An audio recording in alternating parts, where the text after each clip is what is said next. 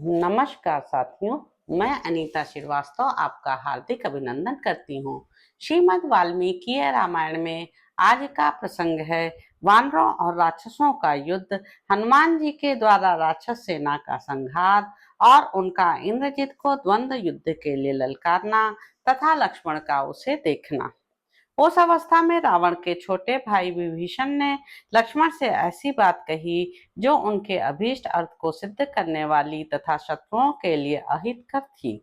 वे बोले, लक्ष्मण, यह सामने जो मेघों की काली घटा के समान राक्षसों की सेना दिखाई देती है, उसके साथ शिला रूपी आयुध धारण करने वाले वानर वीर शीघ्र ही युद्ध छेड़ दें और आप भी इस विशाल वाहिनी के व्यूह का भेदन करने का प्रयत्न करें। इसका मोर्चा टूटने पर राक्षस राज का पुत्र इंद्रजित भी हमें यहीं दिखाई देगा। अतः आप इस हवन कर्म की समाप्ति के पहले ही वज्र तुल्य बाणों की वर्षा करते हुए शत्रुओं पर शीघ्र धावा कीजिए। वीर, वह दुरात्मा रावण कुमार बड़ा ही मायावी, अधर्मी, क्रूर कर्म करने वाला और संपूर्ण लोगों के लिए भयंकर है। अतः इसका वध कीजिए। विभीषण की यह बात सुनकर शुभ लक्षण संपन्न लक्ष्मण ने राक्षस राज के पुत्र को लक्ष्य करके बाणों की वर्षा आरंभ कर दी। साथ ही बड़े बड़े वृक्ष लेकर युद्ध करने वाले वानर और भालू भी वहां खड़ी हुई राक्षस सेना पर एक साथ ही टूट पड़े। उधर से राक्षस भी वानर सेना को नष्ट करने की इच्छा से सम्रांगण में तीखे बाणों, तलवारों, शक्तियों और तोमरों का प्रहार करते हुए उनका सामना करने लगे। इस प्रकार वानरों और राक्षसों में घमासान युद्ध होने लगा। उसके महान कोलाहल से समूची लंकापुरी सब ओर से गूंज उठी। नाना प्रकार के शस्त्रों, पैने बाणों, उठे हुए वृक्षों और भयानक पर्वत शिखरों से वहां का आकाश आच्छादित हो गया। विकट मुंह और बाहों वाले राक्षसों ने वानर यूथपतियों पर शस्त्रों का प्रहार करते हुए उनके लिए महान भय उपस्थित कर दिया। उसी प्रकार वानर भी सम्रांगण में संपूर्ण वृक्षों और पर्वत शिखरों द्वारा समस्त राक्षसों को मारने एवं हताहत करने लगे। मुख्य मुख्य महाकाय महाबली रीछों और वानरों से जूझते हुए राक्षसों को महान भय लगने लगा। रावण कुमार इंद्रजित बड़ा दुर्धर्ष वीर था। उसने जब सुना कि मेरी सेना शत्रुओं द्वारा पीड़ित होकर बड़े दुख में पड़ गई है, तब अनुष्ठान समाप्त होने के पहले ही वह युद्ध के लिए उठ खड़ा हुआ। उस समय उसके मन में बड़ा क्रोध उत्पन्न हुआ था। वह वृक्षों के अंधकार से निकलकर एक सुसज्जित रथ पर आरूढ़ हुआ, जो पहले से ही जोत कर तैयार रखा गया था। वह रथ बहुत ही सुदृढ़ था। इंद्रजित के हाथ में भयंकर धनुष और बाण थे। वह काले कोयले के ढेर सा जान पड़ता था। उसके मुंह और नेत्र लाल थे। वह भयंकर राक्षस विनाशकारी मृत्यु के समान प्रतीत होता था। इंद्रजित रथ पर बैठ गया। यह देखते ही लक्ष्मण के साथ युद्ध की इच्छा रखने वाले भयंकर वेगशाली राक्षसों की वह सेना उसके आसपास सब ओर खड़ी हो गई। उस समय शत्रुओं का दमन करने वाले पर्वत के समान विशालकाय हनुमान जी ने एक बहुत बड़े वृक्ष को, जिसे तोड़ना या उखाड़ना कठिन था, उखाड़ लिया। फिर तो वे वानर वीर प्रलयाग्नि के समान प्रज्वलित हो उठे और युद्ध स्थल में राक्षसों की उस सेना को दग्ध करते हुए बहुसंख्यक वृक्षों की मार से अचेत करने लगे।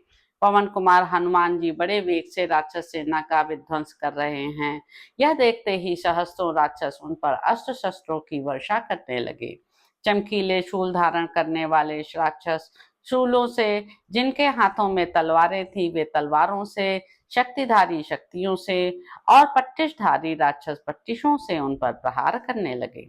बहुत से परिधों, गदाओं, सुंदर भालों, सैकड़ों सदगतियों, लोहे के बने हुए मुक्तरों, भयानक फरसों, भिंदी पालों, वज्र के समान मुक्कों और अशनि तुल्य थप्पड़ों से वे समस्त राक्षस पास आकर सब ओर से पर्वताकार हनुमान जी पर प्रहार करने लगे।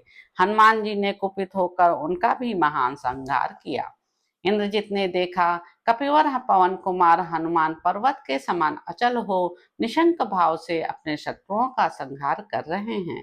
यह देखकर उसने अपने सारथी से कहा, जहां यह वानर युद्ध करता है वहीं चलो। यदि उसकी उपेक्षा की गई तो यह हम सब राक्षसों का विनाश ही कर डालेगा। उसके ऐसा कहने पर सारथी रथ पर बैठे हुए अत्यंत दुर्जय वीर इंद्रजीत को ढोता हुआ उस स्थान पर गया जहां पवन पुत्र हनुमान जी विराजमान थे। वहां पहुंचकर उस दुर्जय राक्षस ने हनुमान जी के मस्तक पर बाणों, तलवारों, पट्टिशों और फरसों की वर्षा आरंभ कर दी। उन भयानक शस्त्रों को अपने शरीर पर झेलकर पवन पुत्र हनुमान जी महान रोष से भर गए और इस प्रकार बोले, दुर्बुद्धि रावण कुमार, यदि बड़े शूरवीर हो तो आओ, मेरे साथ मल्ल युद्ध करो। इस वायुपुत्र से भिड़कर जीवित नहीं लौट सकोगे। नुरमते, अपनी भुजाओं द्वारा मेरे साथ द्वंद्व युद्ध करो। इस बाहु युद्ध में यदि मेरा वेग सह लो तो तुम राक्षसों में श्रेष्ठ वीर समझे जाओगे। रावण कुमार इंद्रजीत धनुष उठाकर हनुमान जी का वध करना चाहता था। इसी अवस्था में विभीषण ने लक्ष्मण को उसका परिचय दिया। सुमित्रा नंदन, रावण का जो पुत्र इंद्र को भी जीत चुका है, वही यह रथ पर बैठकर हनुमान जी का वध करना चाहता है। अतः आप शत्रुओं का विदारण करने वाले अनुपम आकार प्रकार से युक्त एवं प्राणांतकारी भयंकर बाणों द्वारा उस रावण कुमार को मार डालिए। शत्रुओं को भयभीत करने वाले विभीषण के ऐसा कहने पर उस समय महात्मा लक्ष्मण ने रथ पर बैठे हुए उस भयंकर बलशाली पर्वताकार दुर्जय राक्षस को देखा।